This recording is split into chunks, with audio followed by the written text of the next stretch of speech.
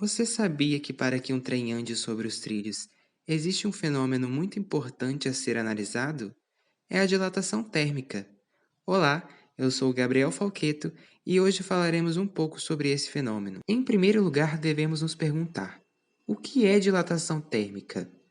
Pois bem, sabemos que a transferência de energia, o que chamamos de calor, favorece o aumento ou a diminuição da agitação e vibração das moléculas, que, por sua vez, proporciona a dilatação ou contração das dimensões do corpo. Nesse processo, temos a dilatação térmica.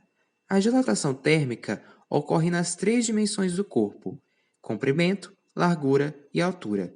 Portanto, a dilatação pode se dar de três maneiras diferentes, sendo elas a dilatação linear, dilatação superficial e dilatação volumétrica, que serão abordadas neste vídeo. Vamos entender agora a dilatação linear. Ela ocorre em apenas uma dimensão do corpo. Lembra que falamos do trem no começo do vídeo? Vamos voltar a pensar nele. Pense que você está construindo um trilho de trem feito com barras de metal. Esses trilhos ficarão expostos ao sol e ao calor gerado a partir do atrito com as rodas do trem.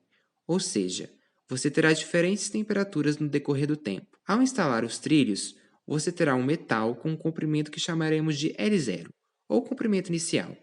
Esse metal terá também uma temperatura inicial que nomearemos de T0.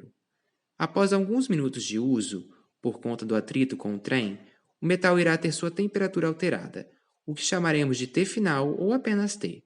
Até então, temos aqui algumas variações necessárias para entendermos o cálculo da dilatação. Sabemos que a nossa dilatação linear final é dependente da nossa mudança de temperatura, T final menos o T inicial, que nomearemos aqui como ΔT. Por fim, temos que analisar o nosso material, que possui sempre um coeficiente linear de dilatação específico, dado em graus Celsius a -1. O coeficiente de dilatação térmico é uma medida de variação de uma grandeza em uma de suas dimensões devido à variação da temperatura. Concluímos então que para acharmos a dilatação linear final de um trilho de trem após um determinado tempo, a fim de que ele não se distorça, usamos a fórmula ΔL, que significa variação do comprimento, é igual ao L0 vezes o alfa, que é o nosso coeficiente de dilatação térmico, vezes o ΔT. Para o caso da dilatação superficial, ela ocorre em duas dimensões do corpo, isto é, a sua área sofre mudanças. As mesmas condições de variação da dilatação linear são aplicáveis na dilatação superficial. No entanto, o coeficiente de dilatação, nesse caso, é o de dilatação superficial, que chamaremos de beta. Como dissemos anteriormente, a dilatação superficial se dá em duas dimensões do corpo. Por isso, podemos dizer que o beta pode ser escrito também como 2 vezes o alfa. Portanto, nossa fórmula para a dilatação superficial é a seguinte: ΔA, que representa a variação da área, é igual a A0 vezes beta vezes ΔT, sendo A0 nossa área inicial.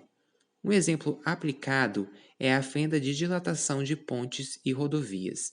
As juntas são espaços pré-programados para quando o material tiver sua área alterada, devido à alteração da temperatura causando dilatação ou contração, que permite a movimentação da estrutura sem que ela estoure ou apresente fissuras ou rachaduras.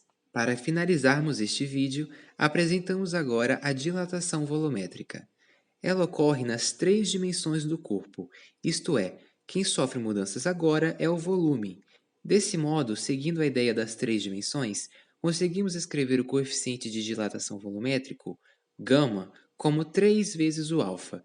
Neste fenômeno, observamos que nosso objeto terá um volume inicial e, ao sofrer mudanças de temperatura, terá o seu volume alterado.